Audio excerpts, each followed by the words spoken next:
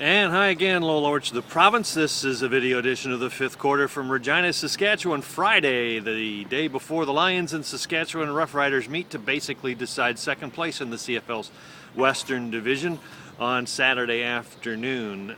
Both teams have come and gone here at Mosaic Stadium. The Riders having their walkthrough in the morning, the Lions on their Air North charter, arriving sort of doing a quick run through and getting out of Dodge pretty fast. Story for the Lions is that of injuries, really. Nothing too much to report on the Saskatchewan side.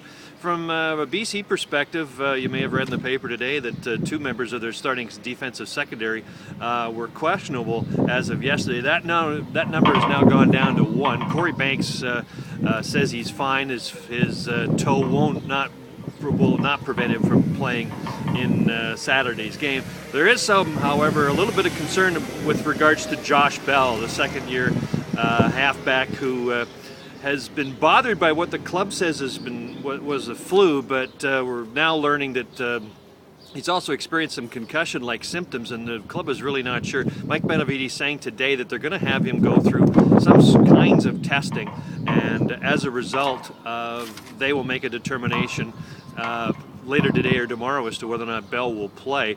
Cam Chisholm, a player who came off who is on the practice roster technically and is still not on the 46-man roster right now. He was with the club, and there's the benefit of having that charter because he can have extra players on the trip. Chisholm is here.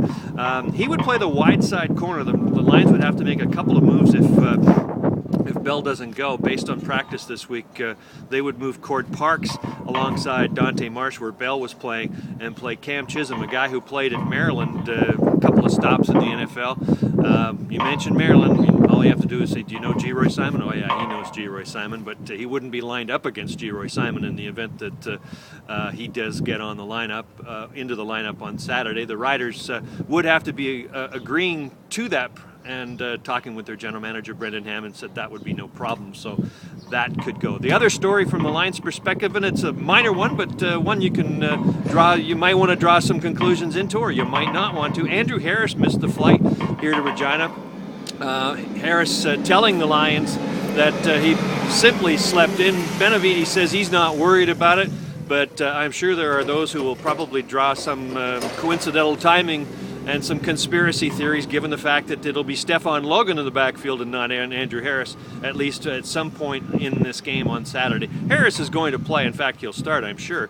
But there's going to be a lot more of Stefan Logan, than there was a week ago before he got here. So lots of little minor storylines to pick up on here in Regina going into Saturday's game. We'll have a full report on the contest in the Sunday province.